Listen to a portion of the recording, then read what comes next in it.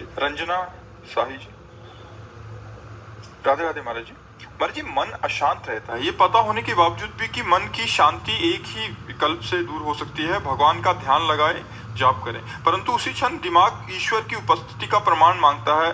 महाराज जी, भगवान का अस्तित्व हमारे हृदय में प्रकट हो ऐसे। किसका प्रश्न है? आप हैं ऐसा आपको प्रमाण मिलता है?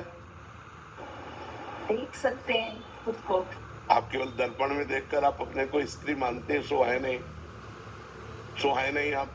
ये आपका ढांचा है, शरीर एक ढांचा है, ना कि आप है।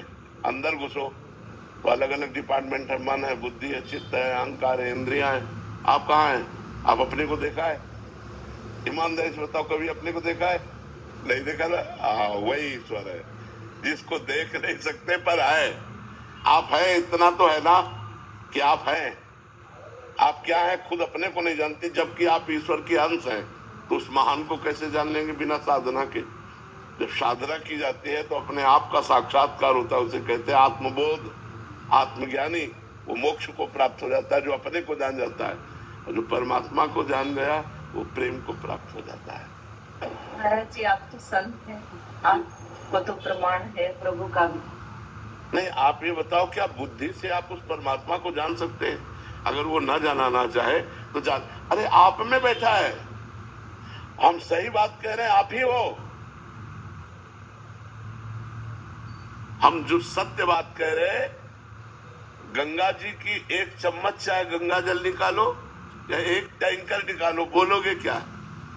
तो पूर्णमदः पूर्णमिदं पूर्णात् पूर्णमुदच्यते पूर्णस्य पूर्णमादाय पूर्णमेवावशिष्यते। उस पूर्ण का जो अवशिष्य होता है, अवशिष्ट शेष भाग, वो भी पूर्ण ही होता है।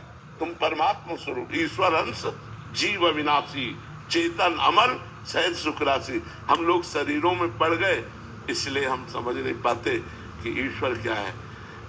ये अनंत ब्रह्मांड, कृत माने होता है रचना, कृत माने रचना होता है ना। ये प्रकृति है नहीं, प्रकृति है, कृति, ये प्रकृति किसी की रचना है कि नहीं? अपने आप तो नहीं बन गए।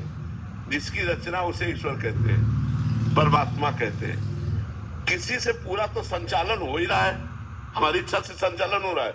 समय से वर्षा हो रही है, समय से सूर्य निकल रहा है, समय से चंद्र निकल रहा है, आकाश मृत्यु सब अपना काम समय से कर रहे। तो कोई तो है जो सबको संभाल रहा है, जो सबको संभाल रहा है वही परमात्मा है, वही ईश्वर है।